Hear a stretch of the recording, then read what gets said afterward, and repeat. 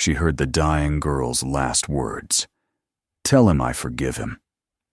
At the time, she didn't understand who she was talking about, but a few days later, she learned the truth that changed everything. Subscribe to the channel and write in the comments which city you are watching this video from. Rain began to fall long before the sun went down, a steady, unrelenting curtain that blurred the edges of the world. The highway stretched ahead like a ribbon of silver glass, its surface slick with water and the reflection of distant headlights. Inside an aging sedan, the windshield wipers groaned with each slow sweep. Camila kept her hands tight around the steering wheel, her shoulders tense, her eyes narrowed against the storm. She had driven this route hundreds of times before, but that night, the familiar bends felt unfamiliar, almost hostile, as if the road itself resented her presence. The smell of wet asphalt seeped through the vents, mingling with the faint trace of coffee that lingered from the morning. She was 30 years old, though the lines beneath her eyes had started to deepen in ways that made her seem older. People often said she had the kind of face that looked calm, even in chaos, but the truth was, she had simply learned to hide exhaustion behind silence. Working as a social service caseworker meant her days were filled with broken homes, frightened children, and paperwork that smelled faintly of hopelessness. She helped others pick up their lives, while hers drifted in quiet suspension. The radio had long since gone silent. She had turned it off halfway through a news story about another missing child. The world seemed full of missing children lately, and something in that thought made her chest tighten. Her mind, restless and aching, wandered as the road curved through the dark. She thought of her mother, gone 3 years now, and the small, cluttered house they once shared. She could still picture the peeling paint on the porch and the old swing that creaked even when there was no wind. After her mother's death, Camila had thrown herself into work, telling herself that helping others was the best way to avoid collapsing inward. Yet no matter how many children she rescued from neglect, or how many families she patched together, the emptiness remained, a silence that followed her home and sat across from her at dinner every night. For a moment she glanced at the passenger seat, where a stack of folders lay half-soaked from a leak in the roof. On top of them rested a child's drawing crayon figures of a house and a woman with a large smile. The drawing had been a gift from one of the kids she'd helped earlier that week. She touched the paper lightly, her fingers tracing the crooked sun. Then she looked back at the road, just in time to see something flash in the beam of her headlights, a glint of metal, then a blur of color. Her heart jolted. She slammed on the brakes. The car skidded sideways before coming to a hard stop. The world outside was all noise. The hiss of rain, the rumble of thunder, the quickened rhythm of her own breathing. She turned off the engine and stepped into the downpour. Cold water immediately drenched her jacket, slid down the back of her neck, and pooled in her shoes. She lifted a hand to shield her eyes from the headlights and saw what the flash had been. A small pink bicycle lying on its side in the mud. The front wheel spun weakly, creaking with every rotation. A few feet beyond it, something small and motionless lay in the grass. "God," she whispered, her voice nearly lost in the rain. She ran toward the figure and dropped to her knees. It was a girl, no older than 7, her skin pale against the soaked ground, her hair clinging to her face. She wore a thin yellow dress that was torn at the shoulder. Bare feet, scraped and bruised, twitched slightly before going still again. For one frozen second, Camila could not move. The world narrowed to the faint rise and fall of that small chest. Then instinct took over. She shrugged off her coat and wrapped it around the girl's body, pressing her close. Hey, stay with me," she murmured, her voice trembling. "It's okay. You're safe now. I've got you." The girl's eyelids fluttered. Her lips moved, but no sound came. Camila fumbled for her phone, her hands shaking as she dialed 911. The dispatcher's voice sounded distant, hollow against the roar of rain. Camila shouted her location, begged them to hurry, then dropped the phone into her lap and cradled the child again. The girl's eyes opened, unfocused, staring past her at something invisible. Then a whisper came, so faint that Camila had to lean close to hear it. "Tell him. I forgave him." The voice was thin, like air escaping through a crack. Camila blinked, unsure she had heard correctly. "Who?" she asked softly. "Tell who?" But the girl's head fell against her shoulder, her lips still parted, and her breathing slowed to an unsteady rhythm. Panic clawed through Camila's chest. She pressed her ear to the child's mouth, trying to feel a breath, and began to murmur desperate reassurances that neither of them believed. The sound of sirens was still far away, swallowed by the storm. When the ambulance finally appeared, its red lights cutting through the rain, paramedics rushed forward and lifted the child from her arms. Camila followed, numb and soaked, her hands streaked with mud. They worked on the girl in the back of the ambulance, voices sharp and efficient, as if urgency alone could defy the inevitable. Camila climbed inside without asking permission, watching helplessly as they tried to bring her back. For a moment there was hope, one small, fragile gasp, but then a long, unbroken silence. The medic looked up and shook his head. The motion was almost imperceptible, a quiet surrender to something larger than any of them. Camila stared at the girl's still face. The rain had stopped tapping against the roof, leaving only the hollow hum of the ambulance engine. She reached out and brushed a strand of wet hair from the child's forehead. Her fingers came away cold. At the hospital, fluorescent lights burned her eyes. Everything smelled of antiseptic and damp clothes. She sat on a hard bench outside the emergency room, her coat clinging to her like a second skin. A nurse brought her a paper cup of water, which she didn't drink. The doctor came out a few minutes later, his face drawn. "She didn't make it," he said simply. "I'm sorry." The words fell like stones into an already deep well. Camila nodded, though she hadn't asked for the apology. He asked if she knew the girl, if she could identify her. Camila shook her head. "I just found her," she said quietly. "She was lying by the road." They told her there was nothing to indicate who the child was.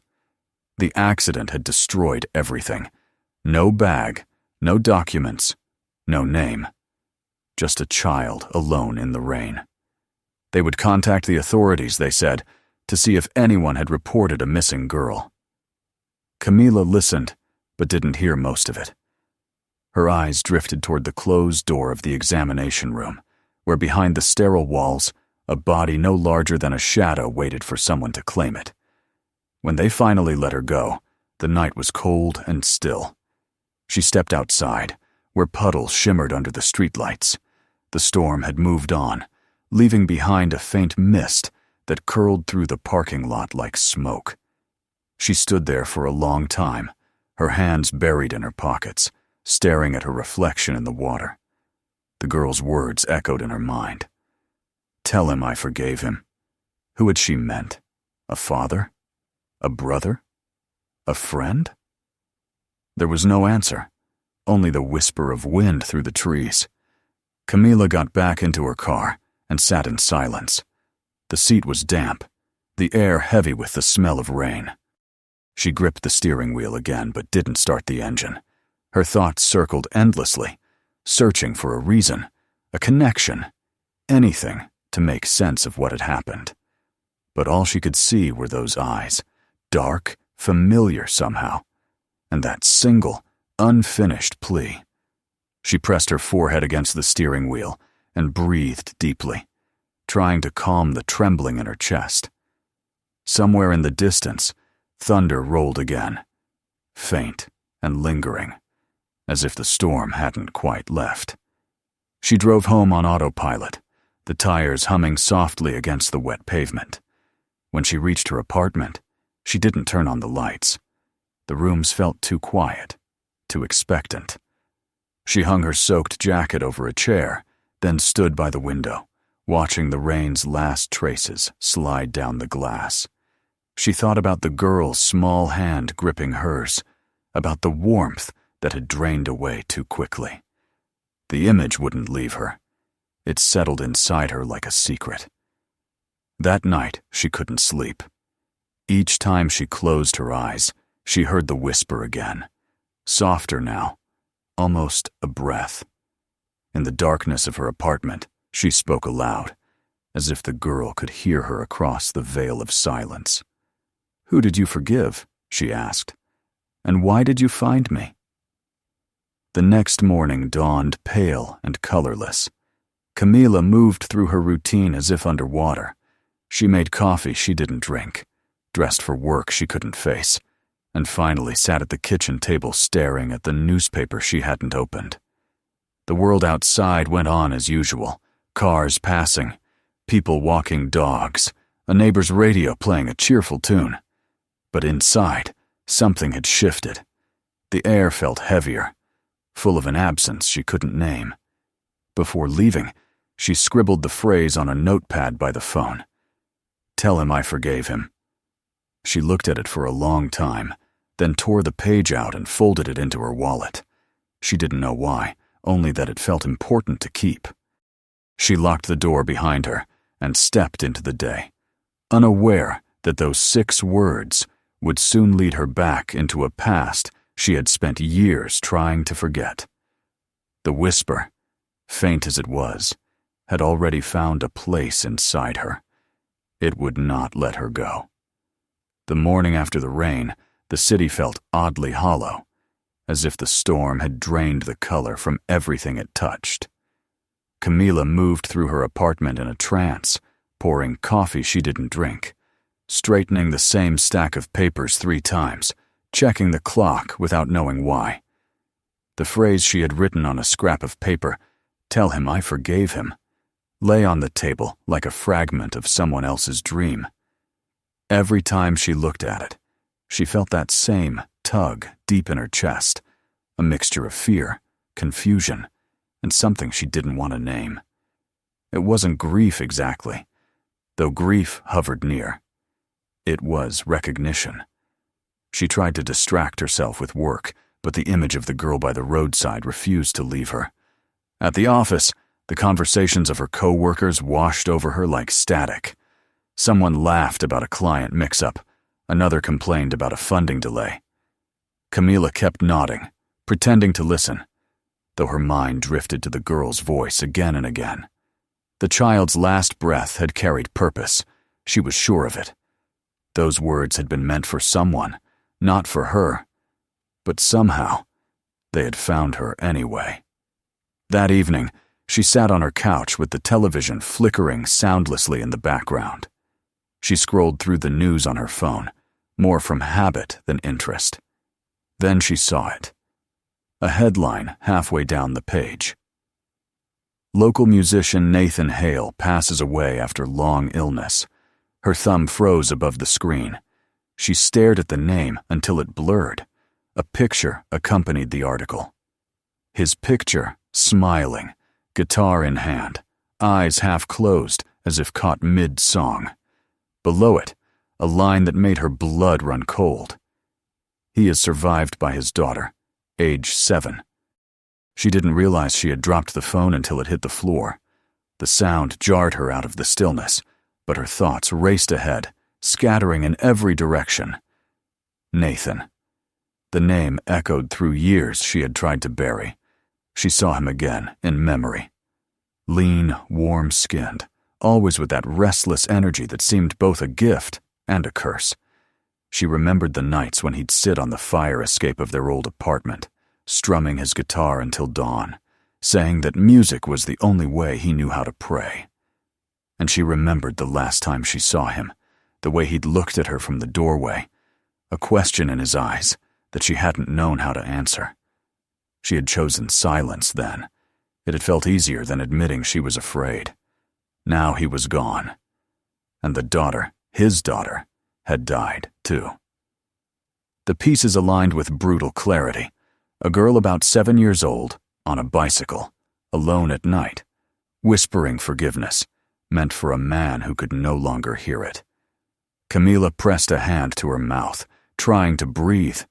It couldn't be coincidence. The child she had found was Nathan's daughter. Somehow, impossibly, she had come looking for her. The next day she drove to the hospital again, unable to do anything else. The nurse at the desk recognized her and hesitated before speaking. "You were here 2 nights ago, right? With the little girl?" Camila nodded. The nurse lowered her voice. "They identified her this morning. Her name was Amy Hale." Camila felt the ground shift beneath her feet. She asked to see the girl's belongings, what little had survived. The nurse led her to a small box marked with a tag number. Inside, among the burned edges of paper and a few indistinguishable objects, lay something that caught the light. A small silver pendant, heart-shaped, cracked down the middle. She picked it up carefully. One side bore an engraving. "To see." Her fingers trembled. It was the same pendant she had given Nathan years ago. He had promised to keep it until the day they both knew what forever meant. He must have given it to his daughter. She clutched the pendant in her hand, the metal cold against her palm, and something inside her finally broke. The nurse asked if she was all right, but Camila couldn't answer. She only nodded and left, walking quickly through the corridor, past the antiseptic smell, past the hum of machines that tried to keep strangers alive. Outside, the afternoon sun was painfully bright. The world went on without mercy. At home, she sat at her kitchen table staring at the pendant for a long time. It gleamed faintly, catching the light like a tiny mirror, showing her face in fragments. For hours, she didn't move, barely breathed. When the knock came on her door around sunset, it startled her. A man stood outside, his clothes damp from drizzle, a small badge clipped to his jacket. He introduced himself as a police officer handling the accident report. He carried a folder and spoke gently, as if afraid to touch something fragile. They had found a partially burned letter among the debris near the crash site, he explained. It had been addressed to someone named Aunt Camila. Did she know of any relatives by that name? Her mouth went dry. "Yes," she whispered. "That's me." He opened the folder and handed her a clear plastic sleeve. Inside was a sheet of paper, edges charred, handwriting uneven and childlike. The words were simple. "Daddy said if he ever gets sick and can't play music anymore, I should find Aunt Camila. She's kind. She helps people. She will help me too. Signed, Amy." Camila's vision blurred. The officer kept talking. Something about closing the case, about how the girl must have been trying to reach her. But the words faded into noise. When he left, she sat with the letter in her lap and cried for the first time in years. The tears came without restraint, hot and shaking, as though every unspoken regret had been waiting for this moment to surface. When she finally stopped, the room had gone dark. Only the streetlights outside cast faint lines of gold across the floor. She unfolded the letter again, reading it by that dim light, her fingers tracing the crooked letters. Nathan had told his daughter about her. Even after all that time, even after she had disappeared from his life without explanation, he had kept her name alive in his child's world. It was unbearable to think about, and yet, in some strange way, it was also beautiful. The next morning she drove to the cemetery listed in the obituary. The road wound through a line of oak trees that bent low as though in mourning. Nathan's grave was near the back, a simple stone with his name and 2 dates. Someone had left a guitar pick on the headstone and a bunch of wildflowers tied with a ribbon. Camila knelt down, placing the pendant beside the flowers, Her hand shook as she pressed it into the damp earth. "You sent her to me," she said softly, "and I didn't even know until it was too late." She stayed there for hours, talking to the silence. She told him about the work she did, about her mother's death, about how she had tried to be brave by keeping people at a distance. She confessed that it hadn't made her strong, only lonely. When she finally rose to leave, the sun was sinking behind the trees, painting the world in soft amber light. A breeze moved through the grass, and for a heartbeat, she thought she heard faint music, the ghost of a guitar somewhere far away. That night, sleep wouldn't come. She lay awake, staring at the ceiling, the letter and the pendant on the nightstand beside her. Her mind replayed everything she had learned. Amy's words, Nathan's illness, the way fate had circled back around to deliver this cruel message. The guilt felt endless. But beneath it, something else stirred. An ache to make meaning out of the pain, to do something that might balance the scales. Days turned into weeks. She visited the police station, offering to cover the funeral expenses for the little girl, though they told her the father's estate had already arranged a service. She went anyway. It was small, only a few neighbors and one of Nathan's old bandmates. The man recognized her, hesitated, and said, "He talked about you, said you were the one that got away." Camila smiled faintly, but it hurt to hear. When the ceremony ended, she walked to the edge of the field, where a row of young trees swayed in the wind. She thought of Amy again, of how a child's simple faith had led her across miles of danger to find a woman she had never met. That thought stayed with her, quiet but insistent, long after she drove home. In the following days, Camila stopped avoiding her own reflection. She began spending time at the community center, volunteering with the same children's outreach programs she'd once only overseen on paper. One evening she noticed a small boy sitting alone after class, clutching a worn toy car, too afraid to speak. She knelt beside him, not asking questions, simply holding out her hand. He didn't take it right away, but when he finally did, she felt the same tremor she had felt the night she held Amy, the fragile weight of a life in need of warmth. She went home afterward and opened her old box of keepsakes. Inside were letters from Nathan, yellowed photographs, and a faded notebook of lyrics he'd written. At the back, she found a note she'd never opened, still sealed in its envelope. Her name was written on it in his familiar slant. She hesitated, then tore it open. The letter was short, written during one of his tours years ago. "If you ever hear someone calling your name when you're alone, don't be afraid. It just means love hasn't forgotten you. It finds its way back eventually, even if it's through someone else." Camila pressed the paper to her chest. The ache in her throat was almost unbearable, but it was no longer the kind that hollowed her out. It was the kind that filled her with a quiet, necessary grief, the kind that demanded transformation. She looked around her small apartment, at the empty space where the silence lived, and decided it was time to give that space a purpose. Before dawn, she drove to the same stretch of road where she had found Amy. The sky was pale gray, the horizon trembling with the first hint of morning. She parked on the shoulder, stepped out, and stood in the wet grass. The air smelled clean, washed free of the storm that had once taken everything. She knelt and touched the ground where the bicycle had lain, feeling the cool soil against her palm. "I don't know why it had to happen this way," she whispered, "but I won't let it end here." A car passed in the distance, splashing through a puddle, and then the world fell silent again. Camila stayed there until the sun rose, painting the sky gold. By the time she got back into her car, the decision had already taken shape inside her. She would build something that could give children like Amy a place to go, a place where forgiveness and help didn't come too late. When she drove away, the first light touched the rearview mirror, and for a fleeting second, she thought she saw a reflection in the back seat, a small figure, smiling faintly, eyes full of peace. Then it was gone, leaving only the glow of morning and the hum of the tires on the open road ahead.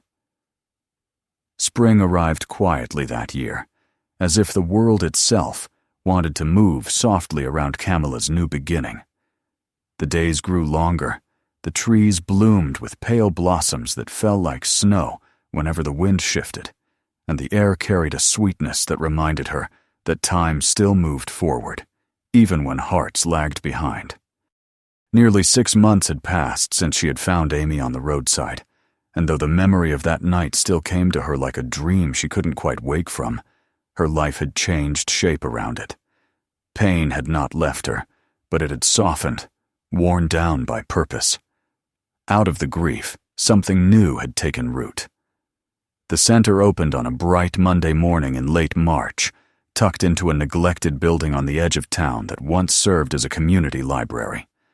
The sign above the door read, "The Amy Project," in bold white letters on a dark blue board, simple and unadorned. But for Camilla, it was the most beautiful thing she had ever seen. She had spent months restoring the space with volunteers, peeling old wallpaper, painting the walls a warm honey color, dragging in mismatched furniture that had been donated by neighbors who believed in what she was trying to build. Now the rooms smelled faintly of paint and new beginnings. Boxes of books lined one wall, shelves filled with toys, notebooks, and art supplies occupied another. In the small office at the back, a photograph of Amy rested on the desk beside a candle that Camilla lit every morning before the children arrived. The first week was quiet. A handful of children came each afternoon, some brought by tired parents, others by teachers who had heard about the center through word of mouth. Camilla spent her days helping them draw, read, and talk through the fears they didn't yet know how to name. Sometimes she would find herself watching them play, smiling at their laughter, and then feel the sudden sting of tears as she remembered that one face she would never see among them. Each evening, when the building emptied, she would sit at her desk, staring at Amy's picture, whispering goodnight to her as if she were still just in the next room. The town began to notice. Articles appeared in the local paper calling her project a light for the forgotten. Donations trickled in small at first, then more generous as stories spread. A retired teacher offered to volunteer twice a week. A carpenter fixed the back fence for free. An elderly woman brought boxes of cookies every Thursday, saying, "You remind me of someone I once knew." For the first time in years, Camilla felt that her life was connected to others in a way that mattered, and though she still woke sometimes in the middle of the night to the echo of a child's whisper. Tell him I forgave him. It no longer filled her with despair. It felt like a reminder to keep going. One rainy afternoon in April, a boy about 9 years old came to the center. He had been referred by a local counselor who said he hadn't spoken since his mother's car accident 6 months earlier. His name was Malik. He sat on the floor by the window for hours, rolling a small toy car back and forth without looking at anyone. The other children gave him space, instinctively understanding his silence. Camilla approached slowly, kneeling beside him. "That's a fast car," she said gently. He didn't respond, but his hand paused for a moment. She stayed beside him in silence for a while before reaching into her pocket and placing another toy car, a faded red one she had found in a donation box beside his. "This one doesn't work as well," she said, "but maybe it can follow yours." Still no answer, but she thought she saw his shoulders relax just slightly.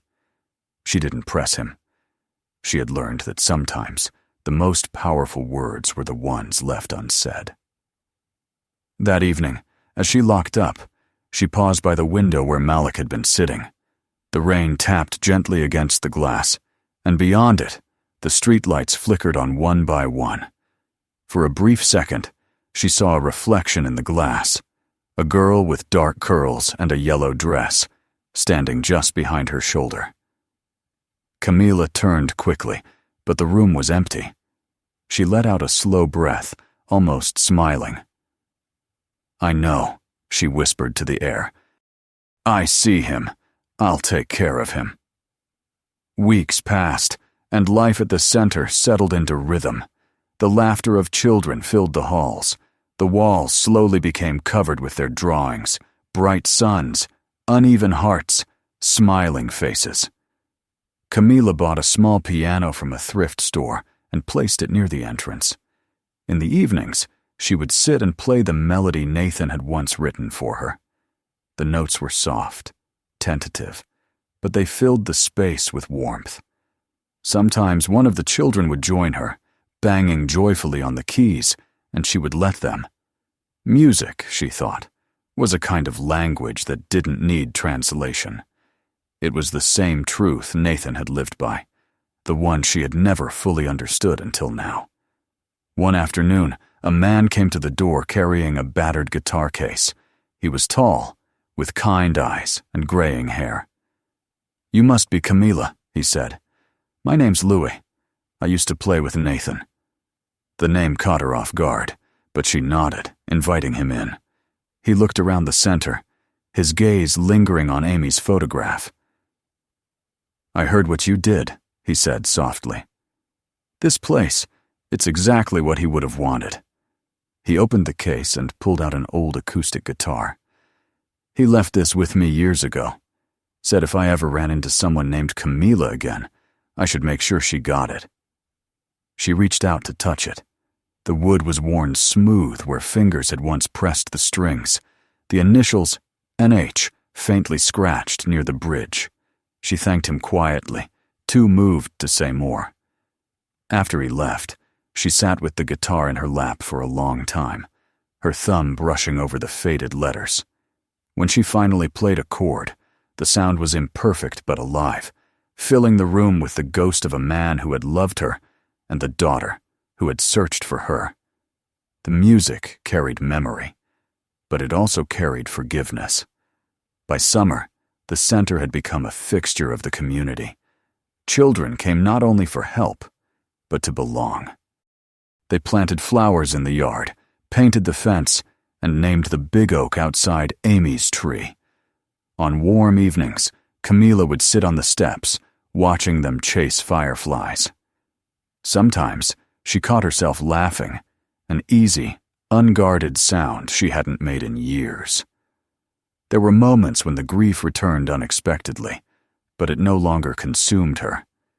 It had become part of her, like a shadow that walked beside light. 1 year after the night on the roadside, she returned to that place.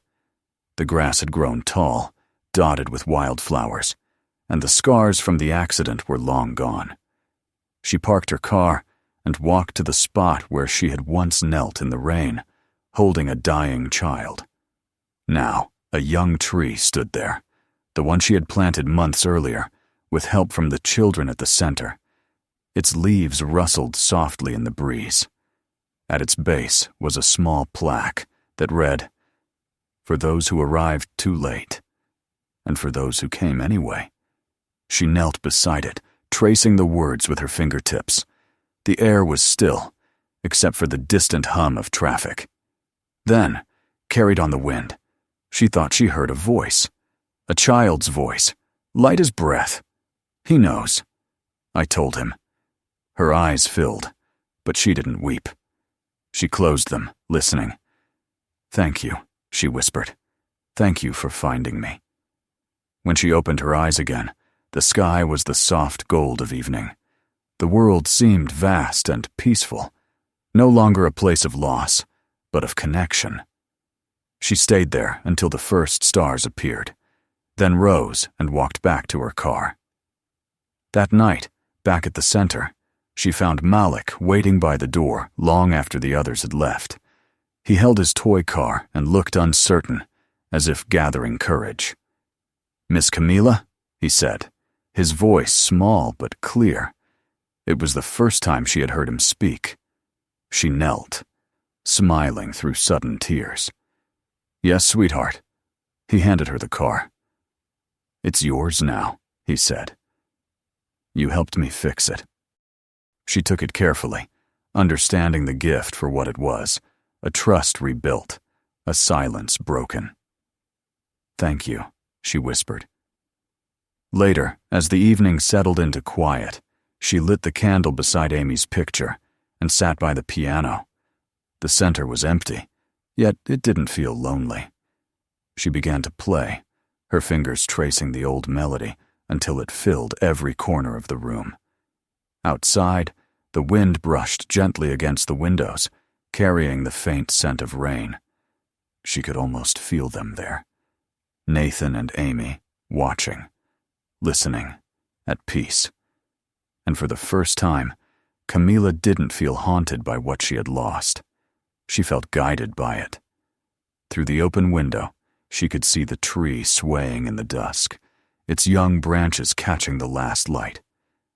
She thought about how forgiveness had come to her, not as a grand revelation, but in small moments, in the quiet courage of a child, in the laughter of those she now cared for. The words that had once haunted her no longer hurt. "Tell him I forgave him." They had changed meaning. It wasn't just a message from Amy to her father anymore. It was also a message for her, to forgive herself for the time she'd wasted running from love, from trust, from life.